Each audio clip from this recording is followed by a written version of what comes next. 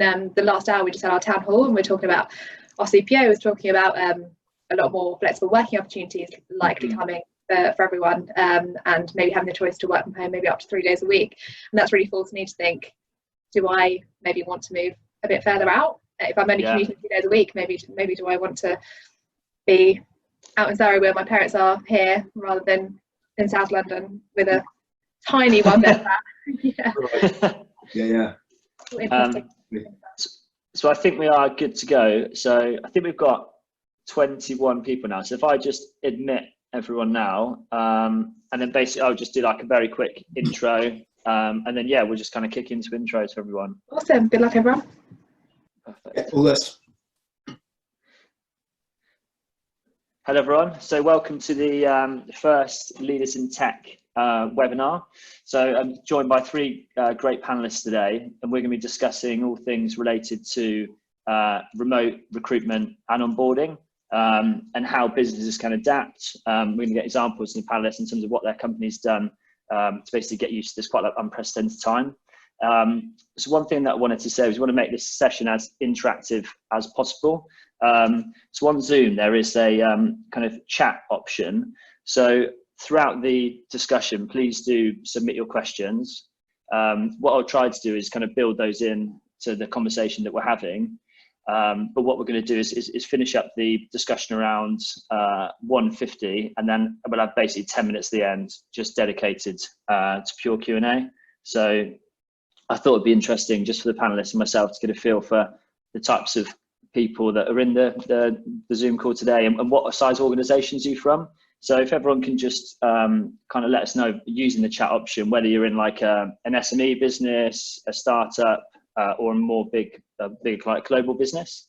But yeah, without any further ado, Sophie, do you want to kick off and introduce yourself? Yeah, hi everyone. So I'm Sophie. I'm currently head of talent at 101 Ways.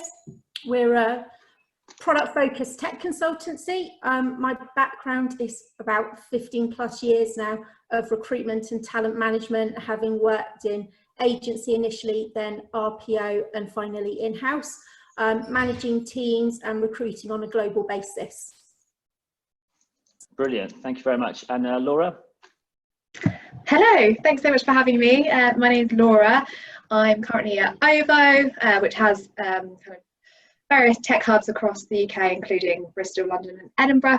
So my role there is a senior talent acquisition manager. So I manage a team of 8 recruiters within the tech and product space, and I've been there about 18 months now.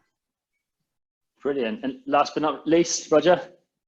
Thanks, Maris. Much appreciated. So my name is Roger George. Hi, everybody. Hope that you're well. I am with Agilesphere, where I'm head of people and culture. I've been there for a couple of years now. Agilesphere are a digital consultancy delivering big complex transformation projects using agile ways of working, largely government-based, but have just very recently gone through a merger. So we are integrating with a fintech business.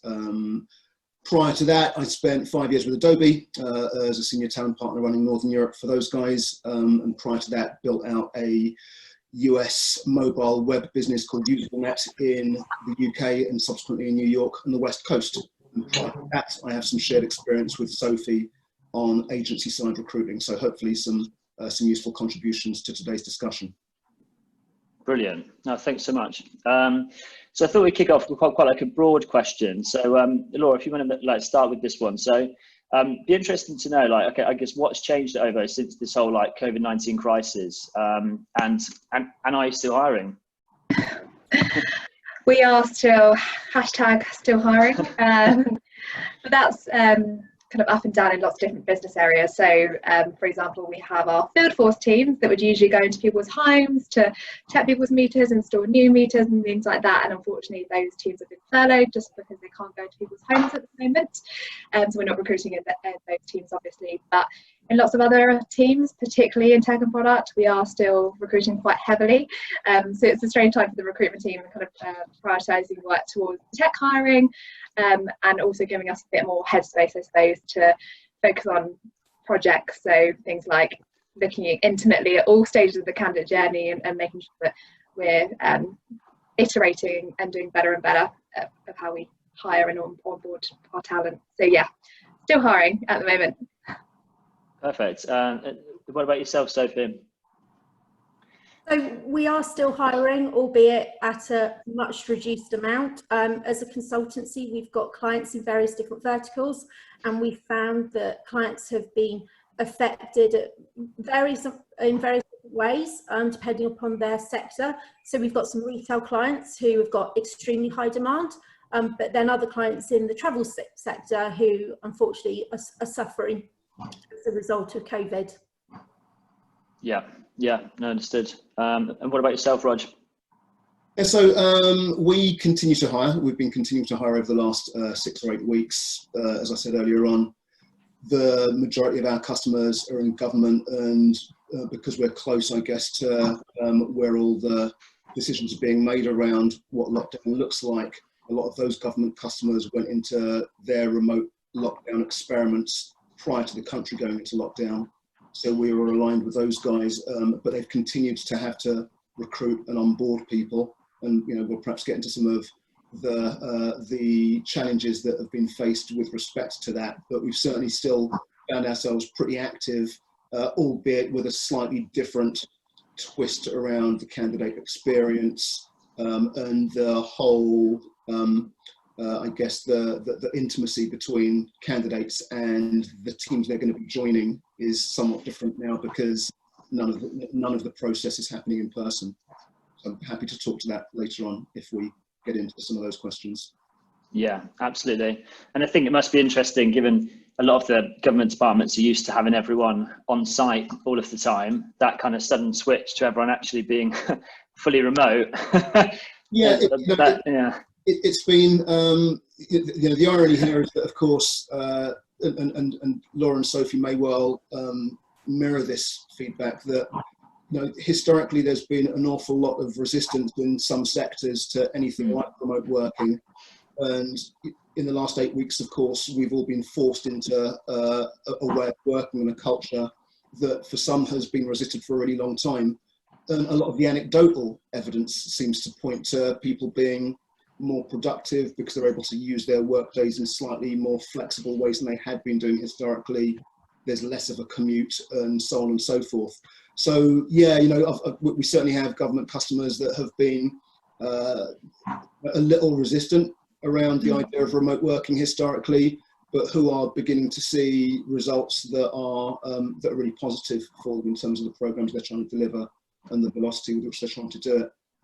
Yeah, I think that's one point we're going to discuss later, like what's going to be the general consensus on remote working across all industries after this, whether it will be adopted as a bit more of a norm and something that's a bit more accepted. Laura, how are you finding like candidate availability at the moment? Are you finding there's like many more candidates on the market due to what's going on? Are you finding people a bit less likely to kind of move and consider new roles? It's such a mixture.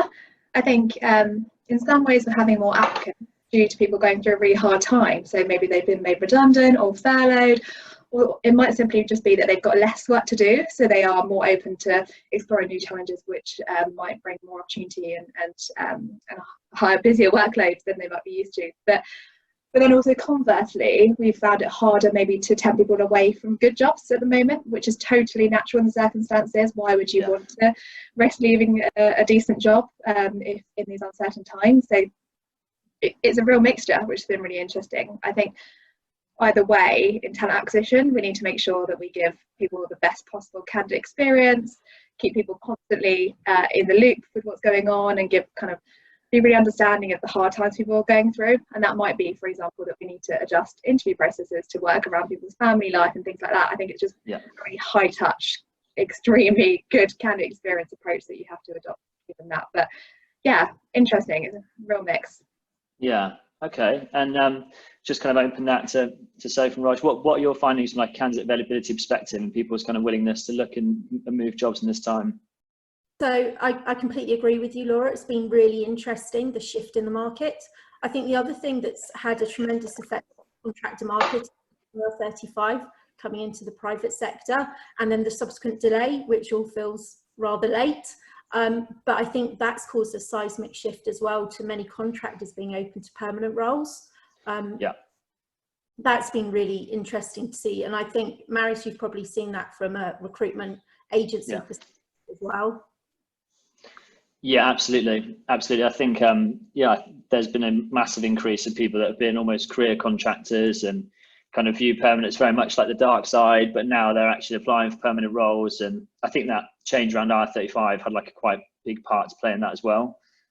So yeah, it's interesting to see that kind of shift. What about yourself, Rog? What are you seeing? Yeah, couldn't agree more with what the guys have said already and what you've just talked about in terms of availability is up in certain roles and disciplines, certainly, particularly from contractors that have come to the end of pieces of work, or permanent guys that have been furloughed or indeed been made redundant as a result of businesses not being able to continue. At the same time as that, like has been said already, people that are in role, I think, are sitting and waiting it out, understandably, and not responding necessarily to calls with the same level of engagement that they may have done historically. Makes absolutely perfect sense under the circumstances. So there is this kind of slightly odd dichotomy in the sector at the moment. And, you know, Sophie mentioned the IR35 issue, which is a really interesting one, because, you know, I'm old enough, unfortunately, to remember when IR35 was being talked about, first of all, and it was some time ago. And you know, the idea that it was going to finally get some teeth only really kicked in on this iteration. It felt like, you know, it kind of felt like this is the real one. It's actually going to happen, guys, and you need to make your decisions about what happens next. So yeah, like Sophie said, and like Laura said, also more career contractors looking at permanent opportunities, and that has impacted what the candidate experience looks like, as the guys have talked about already. You know, that there's a view, I think, that with the level of uncertainty that there is in the market, that recruiters or people that sit kind of, you know, behind the application process are often seen as a bit of a black box, and it's been incumbent on us, especially now, but I think, you know, over the last several years in any case, to be really over communicative in how we manage candidates, both those that are successful and those that are not necessarily successful in the process. So yeah, it's been a shift in thinking for us, certainly,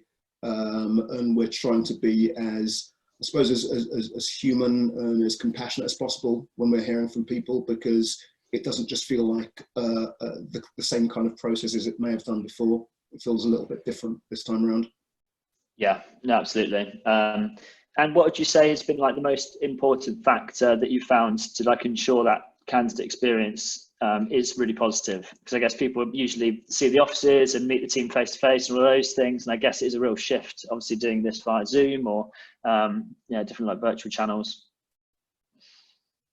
Yeah, I mean, I'll let the guys talk for themselves, but like I said, I think that all you can do is be as transparent as you can possibly be about both the process and the people that are stakeholders within the process, and to involve as many of those people as you can within the process, and to over communicate over and over and over again to people that are waiting for things to happen, because, you know, from CV to interview, from interview to second interview, from second interview to offer, from offer to start date, you know, there's always a gap between those bits of the process. And I think that, you know, it's kind of like, it's okay to be the guy waiting at the train platform, waiting for the train, and know that it's late. If you don't know that it's late, then it's a problem. If you're told that it's okay, right?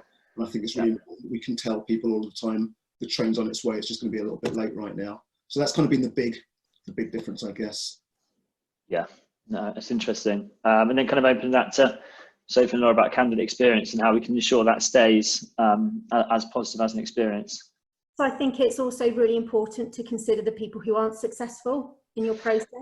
And by unsuccessful, I mean even at the first stage of application, there's clearly ways of setting up your ATS to set up rules. Okay, it's not the best as delivering individual feedback, but at least you're responding to everybody. And similarly, I just encourage people to be kind. These are really turbulent, stressful times for everybody, maybe not only from an economic perspective, but also from health, family issues. So I try to think about what I might be able to do every day just to do something good for somebody. So as an example, if I had an applicant who was based in Bristol, looked great, but I knew we wouldn't have anything for him. So I connected him with SR2. And just doing things like that, I think really small things for us, but can make a massive difference. Yeah, no, absolutely. What about yourself, Lauren? Yeah, I absolutely love that, Sophie. And that's got me even thinking about what more I can do. So thank you for that. That's really insightful. I would echo everything that Roger and Sophie said, to be honest. Just super high touch, recognising it's a strange time, it's a stressful time for a lot of candidates, and making sure you're doing your best to give honest, regular, insightful updates to candidates, whether they're successful or not. And I think that will go a long way for those candidates and mean a lot. So would echo everything that they've said. Yeah. And what about like how can companies like portray their like culture and values and kind of ethos when again it's being done remotely? Because I guess that's a lot easier if you can kind of show people the space and take them round.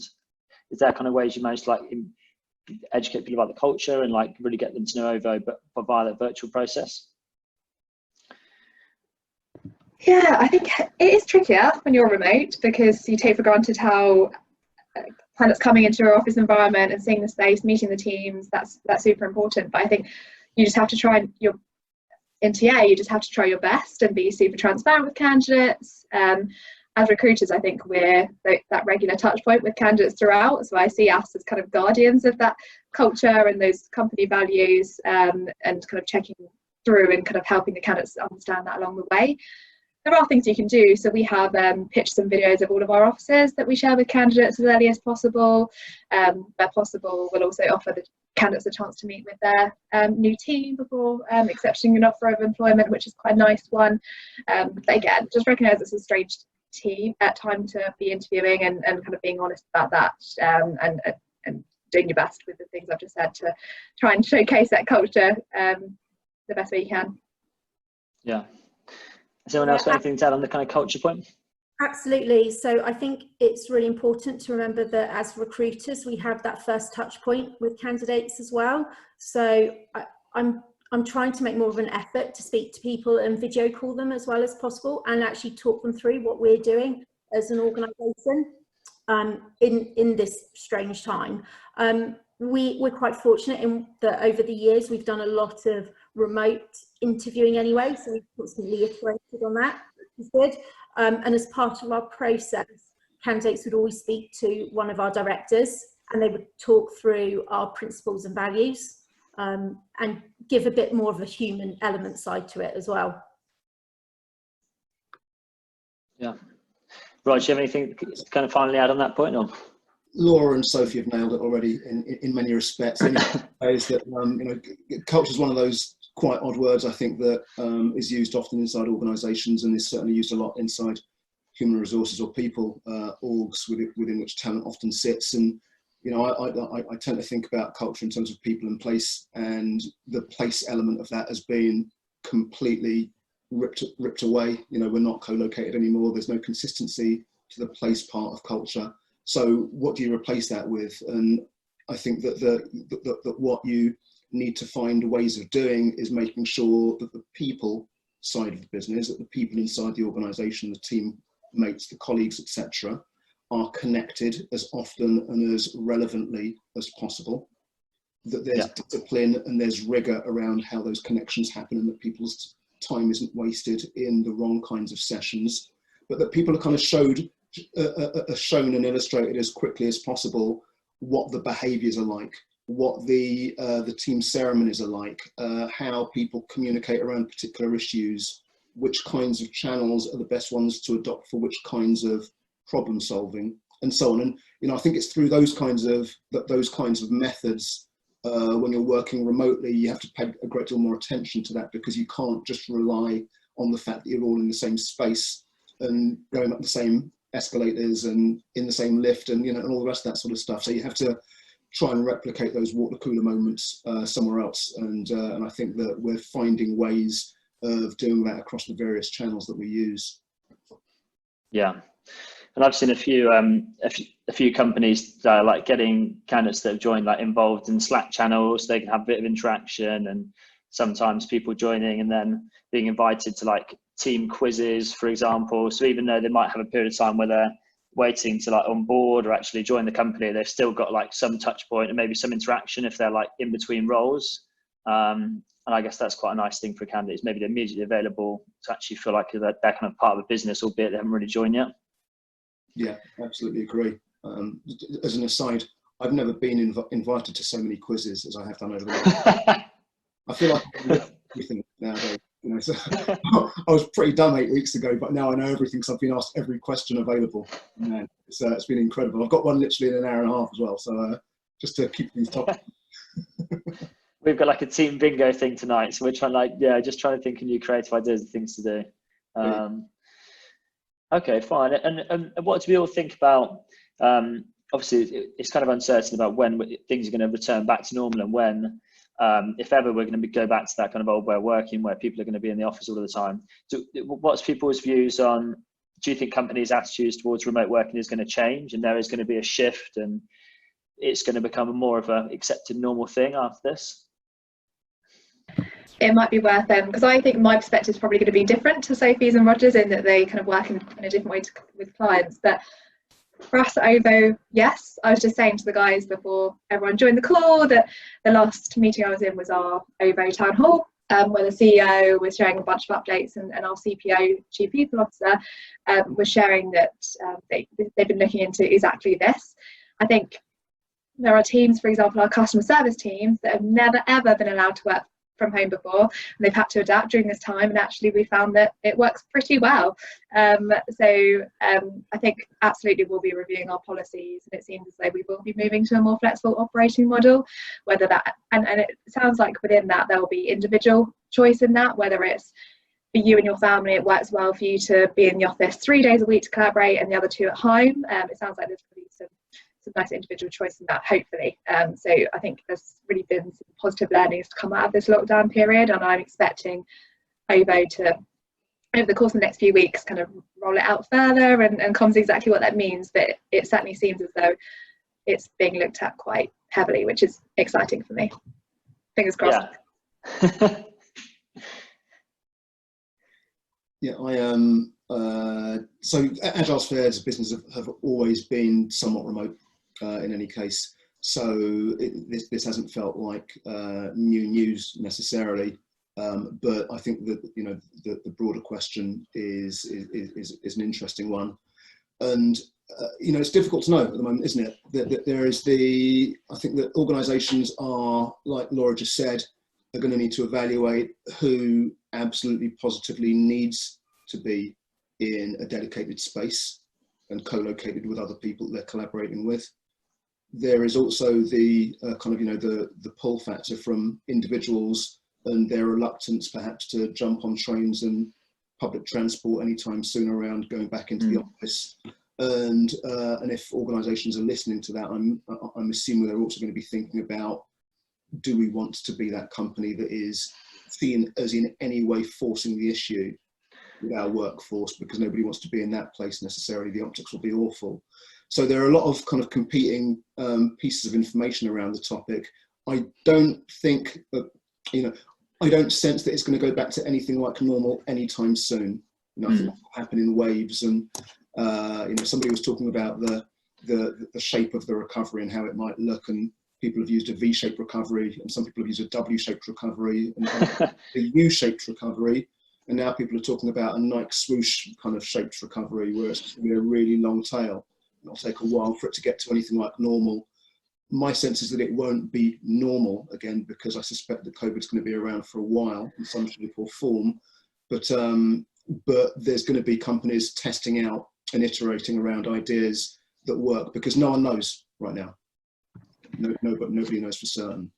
I couldn't agree more. And I think I saw an article the other day. I think Amazon have said that any of their teams that can work from home, they will be working from home until October. And I think, I don't see our world changing. I think this is our new normal that we will have to adapt to, and businesses will move at a different pace and try and edge back to normal at different rates. But certainly that was quite eye-opening for me to see that they've committed for another 5 months at least.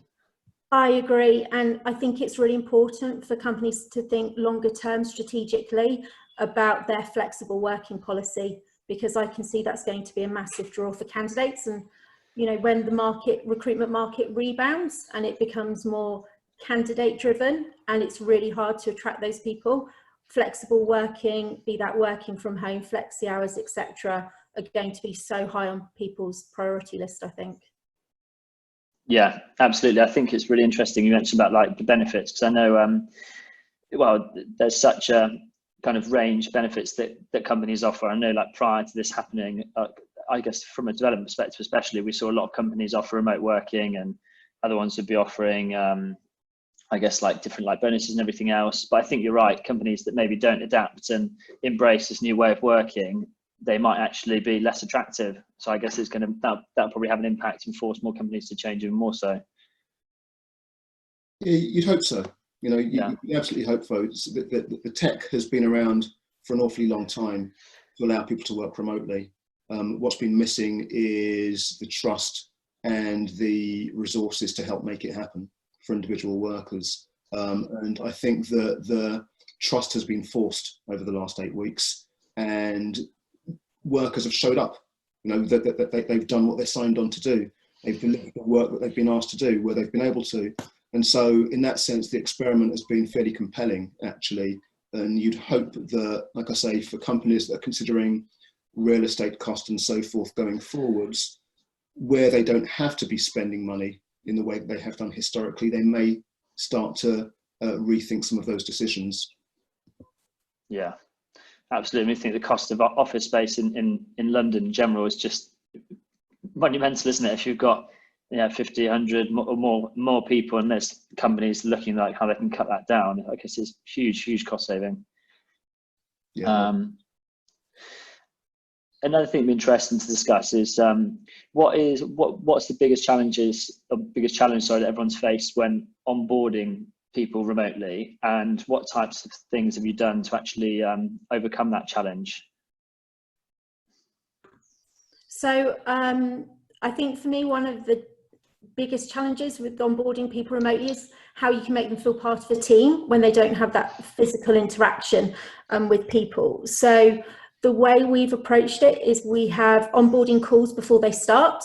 We introduce the new consultant to their project team on email and also via the different Slack channels.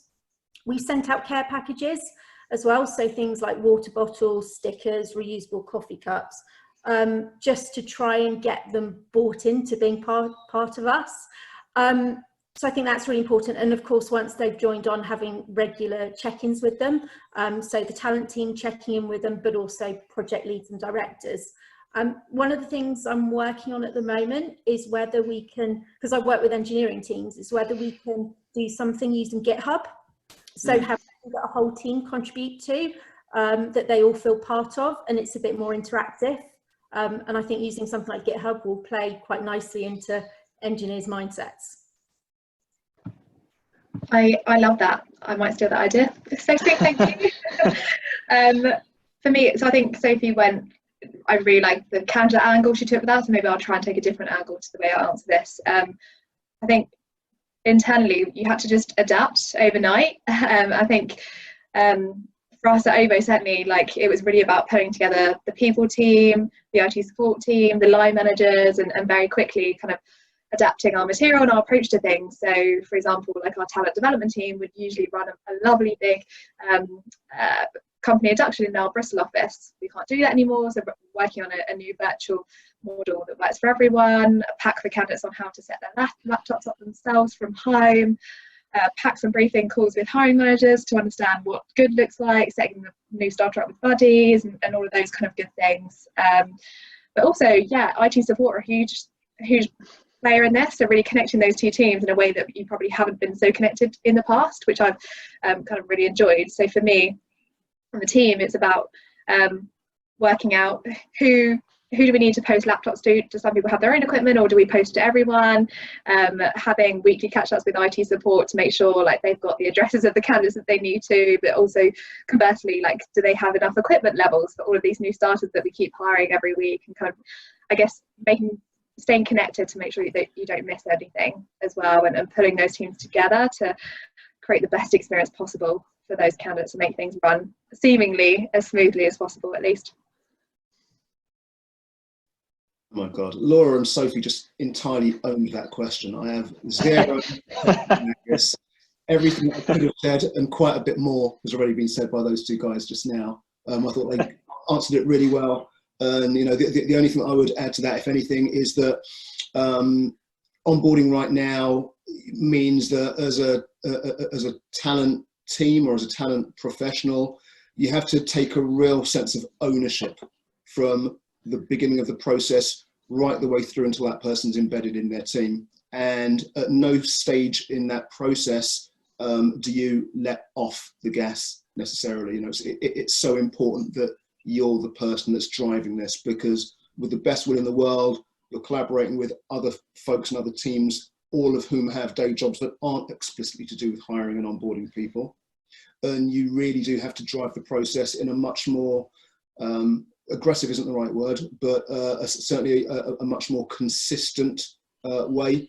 And there's, you know, I think one of the upsides of this whole process that we find ourselves in right now is that certainly I've been picking up the phone way more than I have done in the recent past, because, you know, we're so used to communicating asynchronously, email, Slack, etc. And actually, when you're communicating that way, you're putting out your demand, but you're not necessarily getting anything back very quickly. And then, you know, that creates gaps in the process and gaps in the experience for everybody. And picking up the phone and just making the thing happen seems like an incredibly old school idea.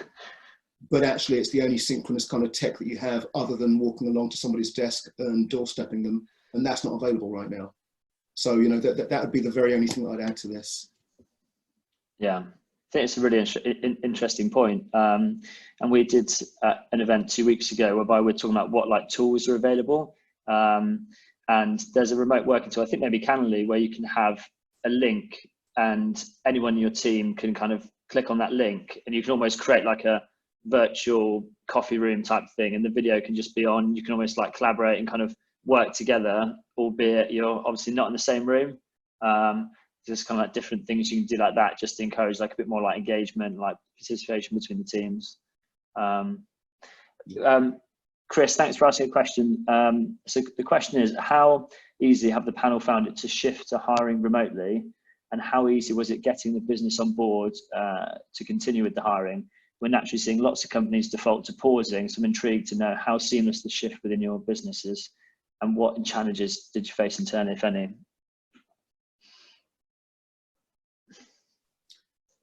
That's a very fair question from Chris. Yes. Yeah. Okay, Chris.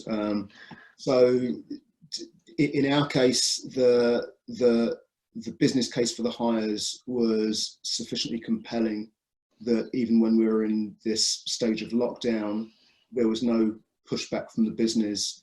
And if anything, the question from the business was, can we accelerate things? Because we don't have the ability to go shake the person's hand, eyeball them face to face, etc. I think there was a concern in the business that engagement levels might drop off whilst we were hiring, and therefore they wanted to push things as quickly as they possibly could within reason, which from a hiring perspective, you know, we're all kind of saying amen to that, because it's what we're asking our stakeholders to do all of the time. And right now they're saying to us, can we go quicker? So that from our perspective, there hasn't really been any specific challenge that we've faced, other than the ones that we've outlined around just making sure that we have the right level of engagement and experience for the guys on the other end of the phone or the other end of the Zoom chat that we're having. The other guys may have a slightly different perspective, however. I think Ovo, we've been really lucky. I think our CEO and our leadership team very early on worked with our people team to work out where it's really important for us to keep going and really kind of actually still hire, and where maybe we slow things down and where we stop completely. They were really communicative in that sense. Ovo is interesting because we are an energy business. Everyone still needs energy at the moment, so in some ways we're less affected than other businesses. We are affected though.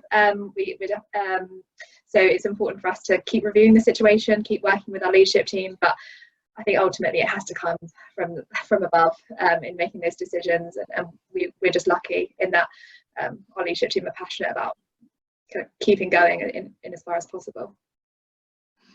Yeah, I think I mentioned earlier, we've been remote hiring and onboarding people for a number of years now, so it's not been too much of a shift for us, but what we have been doing is helping our clients with how they can optimize their onboarding process with their existing teams, and also with landing our people as well. Yeah, okay. And how do you account for the fact that obviously you're interviewing and considering these candidates obviously via video rather than face-to-face? And does that kind of play into decisions you're making or your like judgment at all? I'll go first. For us, I think it's largely the same. I think because we're quite a tech-forward business, we're really lucky and fortunate that we have most of the tools there anyway. So we use Hangouts all the time, kind of in business sets anyway, because we have all of these different hubs. So for us, it wasn't a huge change, but there's definitely some instances in where we've had to look to technology to adapt our process. So for example, in our software engineering interviews, we would normally have the candidate whiteboard a solution. They can't do that so well anymore, so we've had to look at various different tools that we can use to enable that to happen virtually.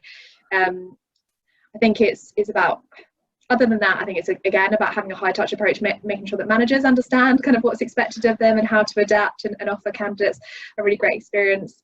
But also similarly, I think it's important to consider that if anything, I think over well prepared from our side, I think it's probably the candidates in which it might be a bit of a different approach.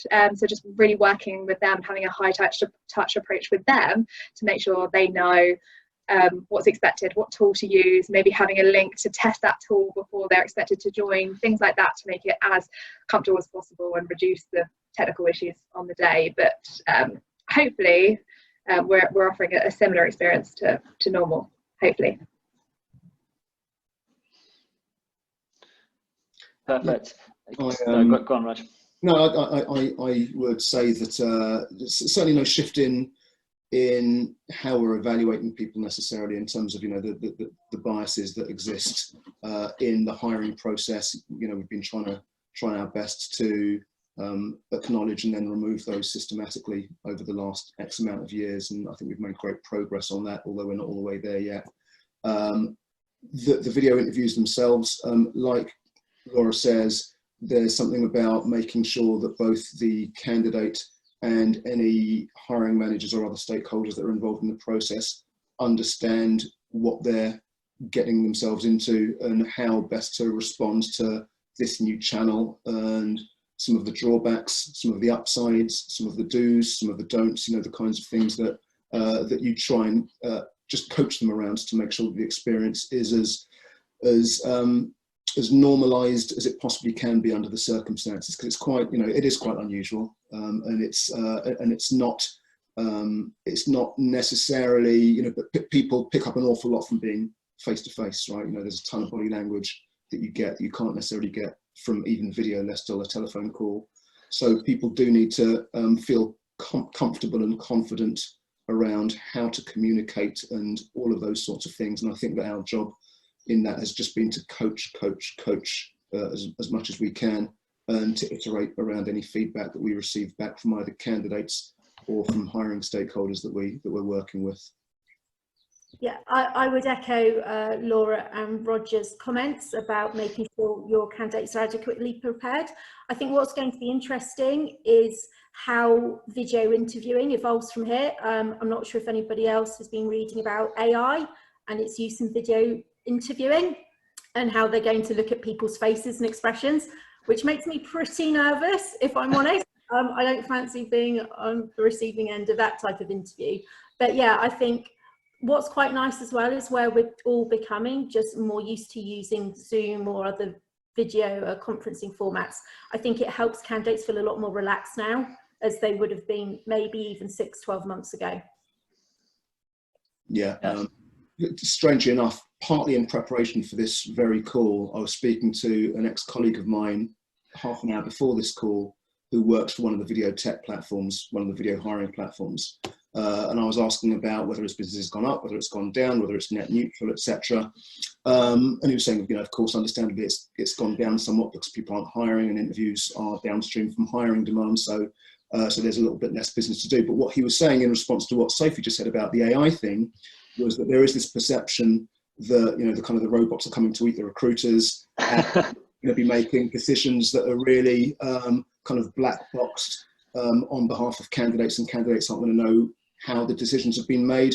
And the point he was trying to make with me was that certainly where a lot of that video tech is right now is that it's providing probabilities and scores rather than decisions, and you know, and anything of that, you know, it's not absolute in that sense. It's literally there, kind of like psychometrics are used when they're used at their best.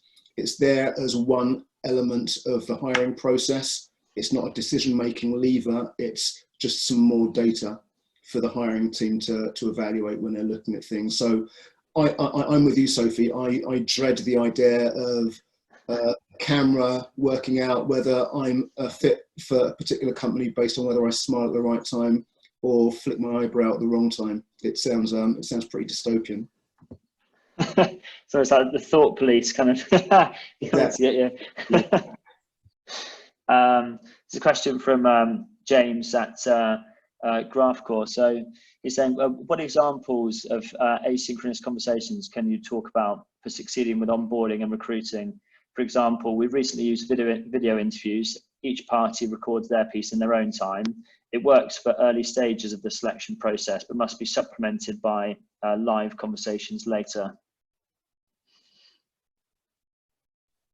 I hear what's being said. I wasn't quite sure what the question was in that. If you could just repeat to give us a sense of what the question is. I think it's what examples of asynchronous conversations can you talk about for succeeding with onboarding and recruiting? Okay, so this is about. I'm hoping this is about what information can we share when we're not around, kind of the offline stuff. You know, stuff that's in the digital library or the corporate intranet or whatever it might be, perhaps. And it's just that. I think Laura and Sophie talked about it earlier on as well. But there's a bunch of digital assets, if you want, for want of a better term, whether they're pieces of video content, pieces of flat content, or otherwise, that we do and can share with candidates early on in the process, and certainly once we're going through the onboarding part of the process. That is there to supplement the live conversations that we have with people, but it's fair to say that that the feedback that we tend to get is that the richer parts of the onboarding process happen via the live discussions, and the other content is great for framing those live conversations, but it's certainly not a replacement for them. I hope I've understood the question correctly. Forgive me if I haven't. Super. I've got another question from Alicia. So D&I was/is such a hot topic in the industry, and I feel like there's a lot of momentum and positive movements in this area, but it seems to have dropped off and be replaced by COVID, which is understandable. But we do have to focus on this right now. However, a lot of companies have dedicated D&I people, and this usually falls within HR, although D&I is everyone's job. I know that some of those HR folk have been furloughed and/or working on some other things like shifting to home working, sorting, furloughing.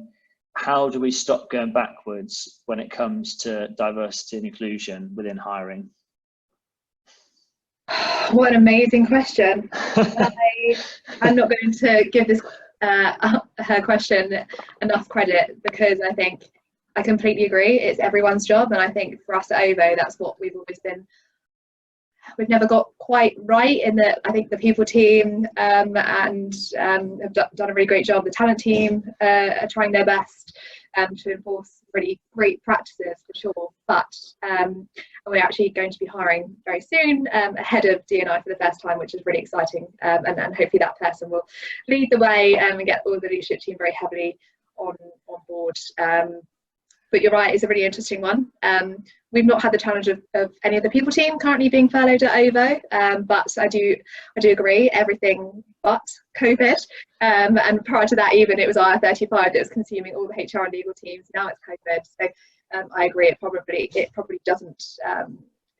All of those good added value really important ticket items such as this probably are taking a bit of a back burner. And actually, if anything, whilst I think we could be doing more, if anything, your questions just reminded me to think about what more we could be doing, and kind of reinforcing that with our people leadership team, wider leadership team, because I think it is so important. So whilst that was not a great answer, Alicia, thank you for reinforcing that in my mind, to keep thinking about that. So thank you. I think it's an example of how talent acquisition teams can add value, actually, when recruitment demand is reduced, because there's maybe not the same pressure to hire the same number of heads. It's how do you optimize the number of heads that you're recruiting, and by optimize I mean in terms of quality, D&I, etc. There's a lot that we can all do in terms of our approach to sourcing candidates, but also interviewing them. If you're not doing it already, how do you anonymize profiles, for example, if they're being reviewed by your line managers and stakeholders? So I think it's definitely a good point, Alicia. We can all get rather wrapped up in this current situation, but actually it's really important to think, are we hiring the very best and the most diverse talent? Because we all know that a diverse employee base produces better results. And on that note, I've been so pleasantly surprised to see how active some of the D&I related meetups are in the community, and that they're really kind of pushing for virtual options. So that for me has been amazing to see. Alicia, that was a killer question, absolutely killer question, and we could potentially talk all day about this one. I'm going to try and keep my answer as brief as I can. If I have a concern about where D&I is today, it's that I'm not certain that those of us that are advocating for it have won the argument with those of us that are either actively resistant or passively resistant. And we, as a community, need to do as good a job as we can, as unemotionally as we can, around continuing to beat the drum around the evidence, where the evidence points to with respect to the performance of diverse teams as against homogenous teams. And I also think that we need to add one piece to the discussion, to people that we're trying to help to bring to our side of the table, and that is a recognition that wherever they're at in their D&I journey, it's from a position of resistance to change. You know, path of least resistance is where everyone's at. You know, it's what everyone does. It's how our brains work. It's how we conserve energy.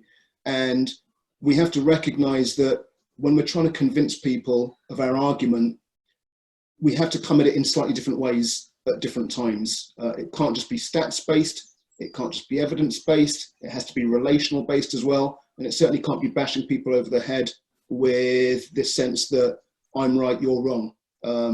Even though that's what I tend to think, that's not how we can approach the discussion with these folks. So I just think there's an element of us having to continue to drive really hard with respect to getting folks onto our side of the table with a combination of evidence and good humour and compassion and recognition that it's difficult for people that have never had to think about difference to think about difference. And I'm going to stop there because I'll be on until 4 o'clock and I'll miss my quiz. No, it's really helpful, Rog. And I think just on the diversity piece, is there anything which, as individuals, you've done to help make your businesses or job specs or, I guess, teams more diverse? And I guess what I mean by that is I've seen some people talk about the way job specs are written, for example, how prescriptive you are with lots and lots of tech skills that might impact the type of people that are likely to apply for the jobs. So I don't know whether you've done things to maybe alter processes internally to ensure you kind of get the best diverse talent applying. Yeah, so I've rewritten job specs. That's a really easy one. It's really interesting looking at the type of language used and how, just talking about gender diversity, how women respond differently to men with use of certain language. I've also looked at anonymising, if we do offline tests, anonymising submissions as well. I think that's really interesting. But actually, I think partly the biggest thing you can do is to look at your talent acquisition team and how they're going about attracting talent. They're using lots of different channels, the type of language they use, but also, are we set up to encourage more diverse applications? For example, flexible working, as I mentioned earlier. I think that's really key as well. So anyone else have anything to add from like a business perspective, what you've done to maybe make yourselves as attractive as possible to that bigger diverse candidate pool? I would echo what Sophie has said. I think for us, one of the biggest wins, if you like, was just making sure that we're being really objective in our assessment criteria in as far as possible. So making sure we have consistent interview questions, consistent scorecards, that we are making decisions as objective as possible. For us, I think that was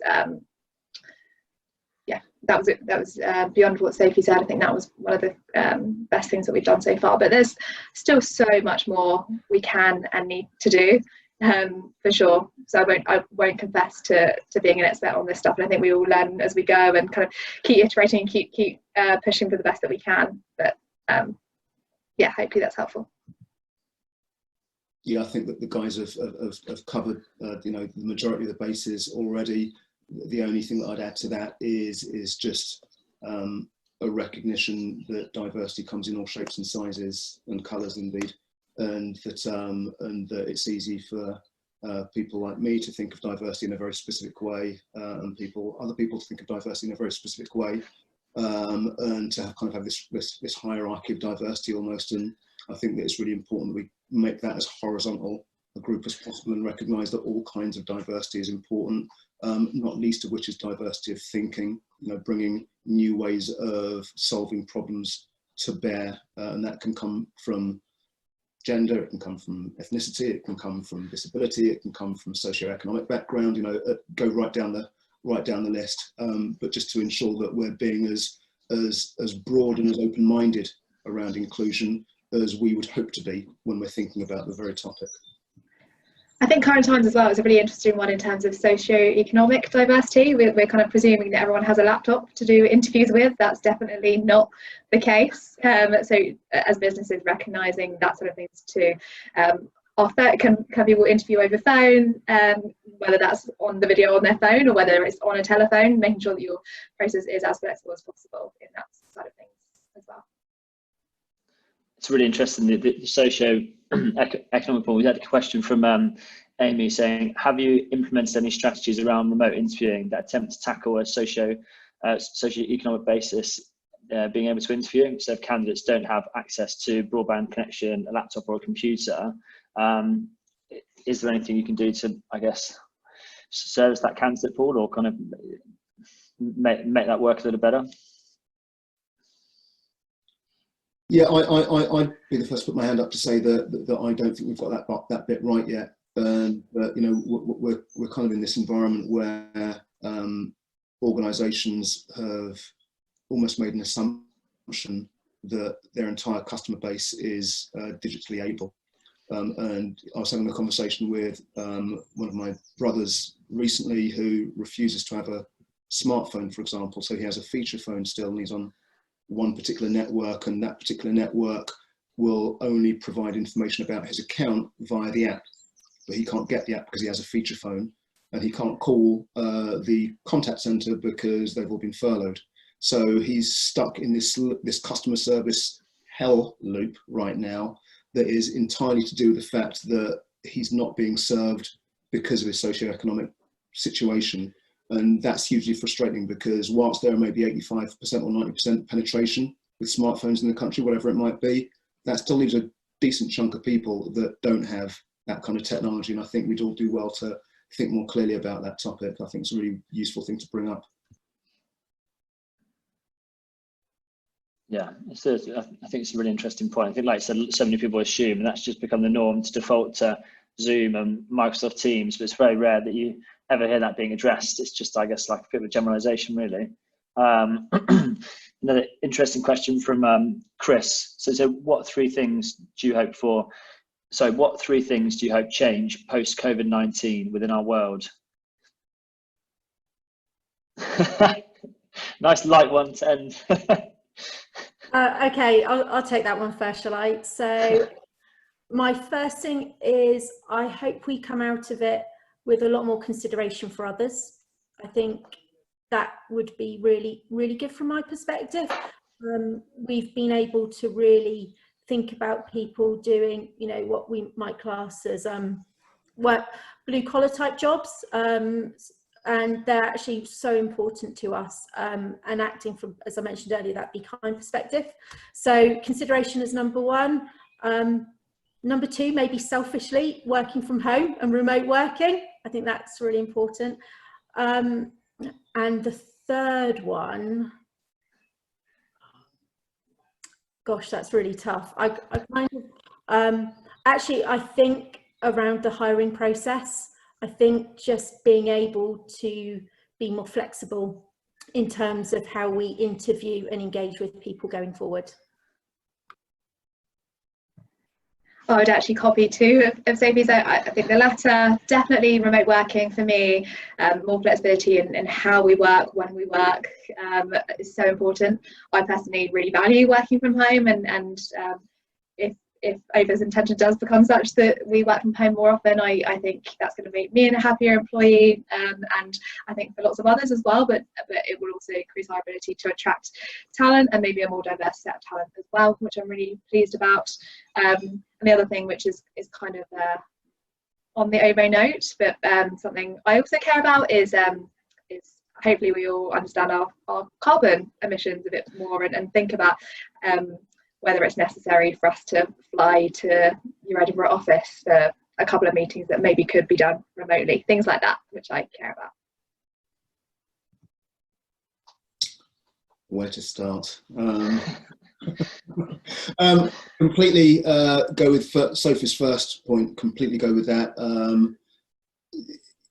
You know, can we find a way to better value the people and roles that have kept us moving, kept our cupboards stocked, kept our post arriving over the last 8 weeks while we've been stuck in our home offices doing pretty privileged roles? That would be an enormously powerful outcome of this entire process, and I'd certainly say amen to that.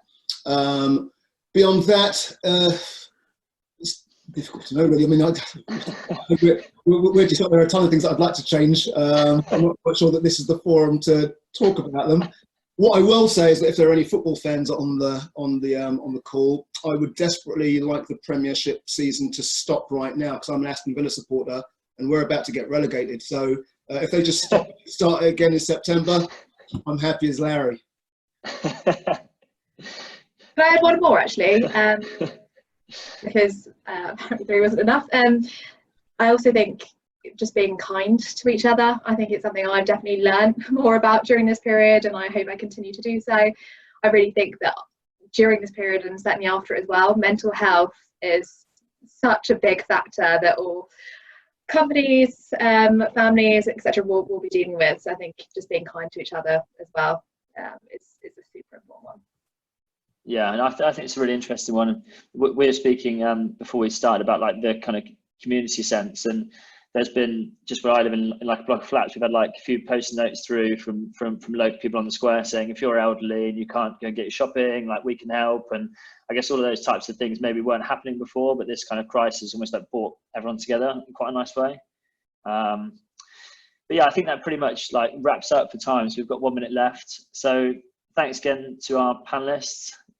Yeah, really appreciate you guys contributing. I think it was a really excellent session, and yeah, thanks for everyone who attended as well and contributed with questions. We're going to have an event next Thursday at 1 p.m, which is focused around the impact of COVID-19 on the public sector, and we've got 3 speakers, so similar kind of webinar format. What we're really keen to understand from attendees and speakers is what other topics do you think would be interesting to discuss? So please do reach out to myself afterwards via Meetup or LinkedIn or email, and any general feedback and any ideas on future events would be really helpful as well. But yeah, thanks again. And yeah, cheers. Thanks, guys. All the best. Stay safe. Thank you, everyone. Thank you. Bye. Bye. Cheers. Bye. Bye.